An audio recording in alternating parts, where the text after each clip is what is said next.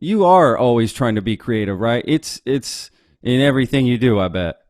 Yeah, I mean, I think one of the things that's been helpful to me over 30 some odd years of doing this is I get bored easily. And no, really. I mean, it's like I always think about that. It's like if I'm bored with this by the time I get to the second verse in a song, then I've done something wrong, right? You know, that, you know, That was a good don't, lyric right there. you Boom. You did. know, I always try that. So, I think part of that's what led me to go, hey, I'm going to go back to taking some acting lessons, and I ended up being the lead in a musical, brand new musical that was done at a Tony Award winning theater at the Alliance Theater in Atlanta.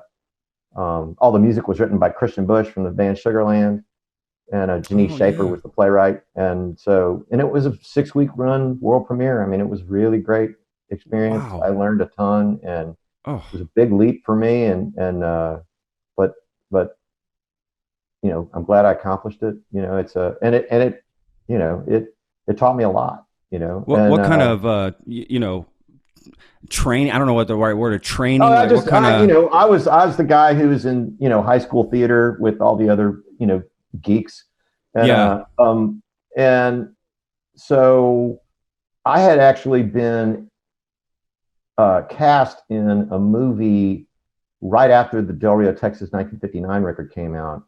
Oh wow. And then it was it was a character part. It was not a lead. It was a supporting role. And wasn't Sure. able to do it because the album took off so quickly that we were on tour, and I was literally going to get sued by a sponsor. Oh And God.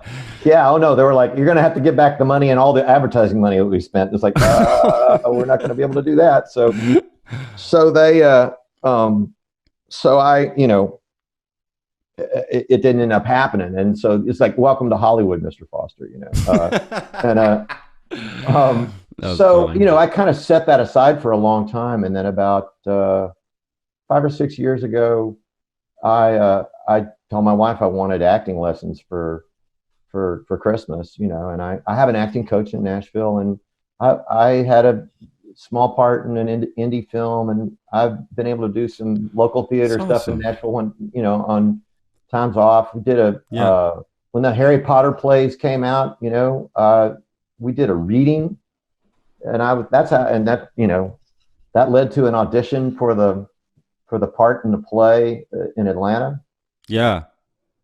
How was the preparation for that And part in Atlanta? so I'm actually, it was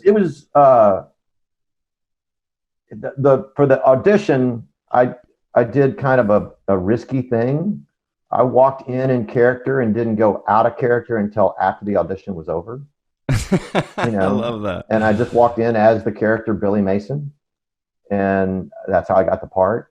I think my biggest trouble in rehearsals and in preparing to be that guy is I had to be a real son of a bitch, and and and really hang on to that anger.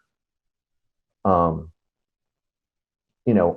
I had to really hang on to that anger in the times even when I wasn't speaking, because your body language will change unless you've got to project that sense Yeah. of power and anger even when you're standing there.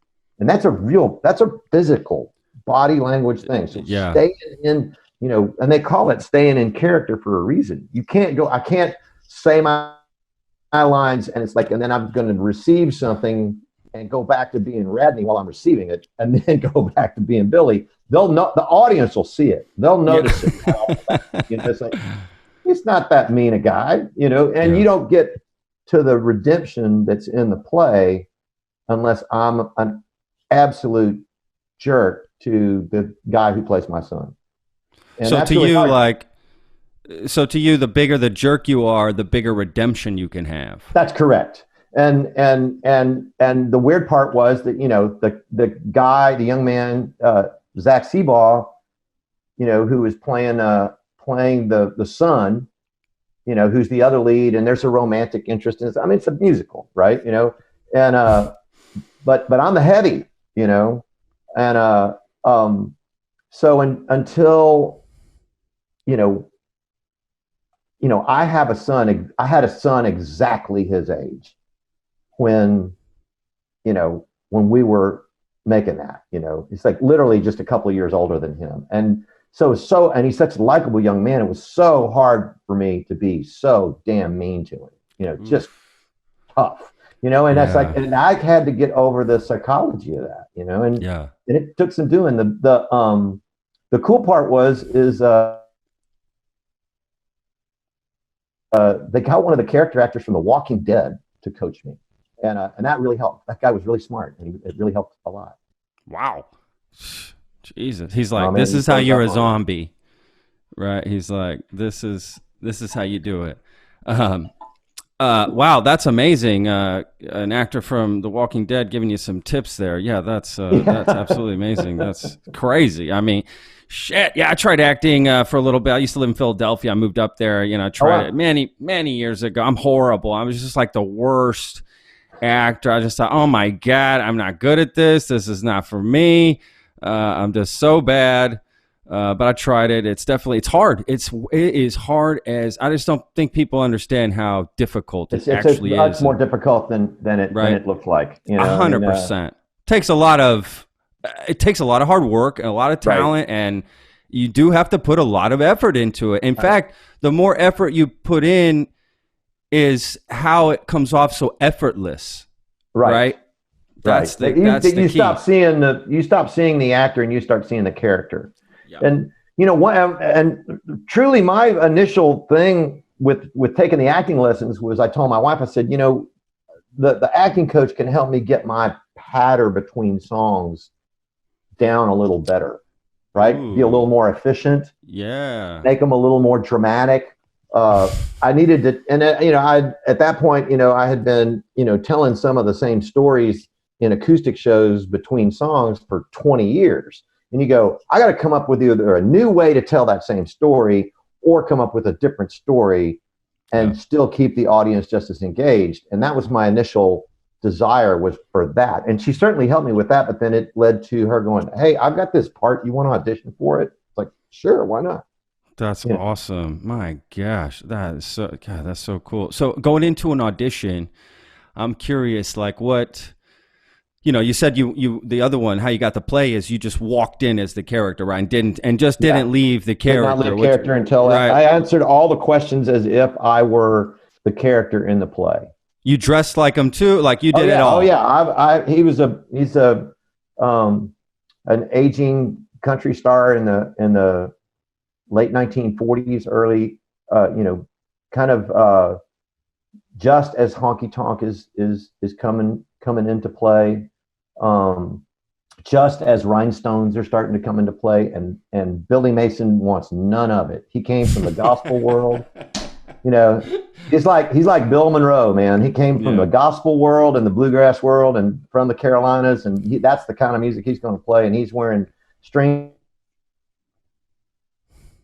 ties and suits. And so I walked in a suit, black suit with a string tie and a guitar and a Bible, set the guitar down, threw the Bible on the table, and started talking about the DJ, who's one of the main characters in the play. Said he, changed my accent. It's like Billy talks a whole lot more like this. He swallows them R's, and he has that.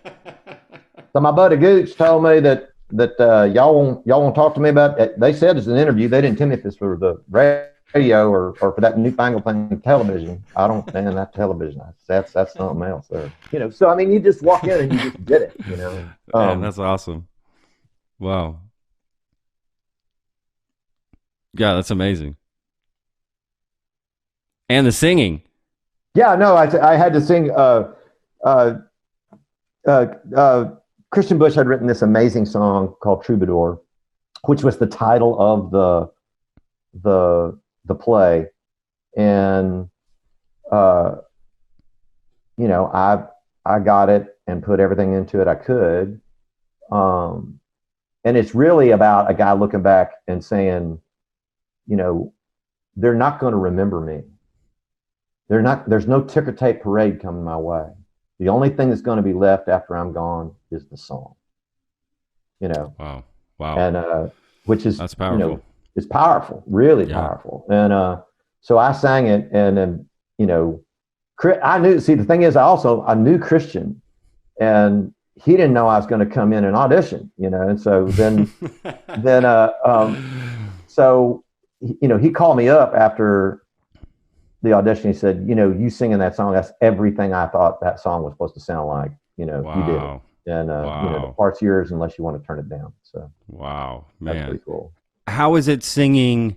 That has to be a different way to sing, right? Because you're acting and singing and walking across the stage, right? And sort of interacting, and that's different than just right in front of a mic.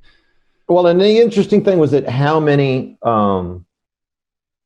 you know, you're wearing a mic in your hair. You're, you know, they have planted mics. You know, the cool part was that when you're in the radio station, they've got you know, a large diaphragm microphone in front of you. Well, that actually is a large diaphragm microphone, and you do it bluegrass style, you know, because there's me and my son singing harmony, and so we had to learn all the guitar parts and everything all together. And oh my God, this sounds amazing. Work the microphone back in and stuff, and then but then other times it's like they have microphones hidden in lamps and in furniture and stuff that, you know, the most graphic thing I had to do was the character Billy is being forced into retirement because he has epilepsy, and as he's getting older, he's starting to have more and more seizures. And back then, they thought you were crazy. They would have put you in an insane asylum for epilepsy. You know, they did not know that. Yeah, they had no idea. So the theater got there's an actor in California who's an epileptic, and that they hired that guy to walk me and the whole cast, you know, through what it's like to have an epileptic seizure. And then I got together with my acting coach. She drove down from Nashville to Atlanta, and we went through some of that stuff. And then they had a combat coach who was from Yale, and she was in graduate school and a fellowship at the theater in Atlanta. And she and I worked out the entire, both seizures, like what would happen, how I would, and it's wrestling moves. It's all the stuff where it's like, you know, wow. It's, yeah, like in the very first time you saw me have the seizure, you know, you smack the stage with your palm as your head goes down, and then you snap it back up. You're selling it, right? You're selling it like you just actually, like in real life, there is a reaction, right? And but you're selling it, and when you hear 750 people in that theater gasp because you're going down, and then it's dead quiet. That's a powerful feeling.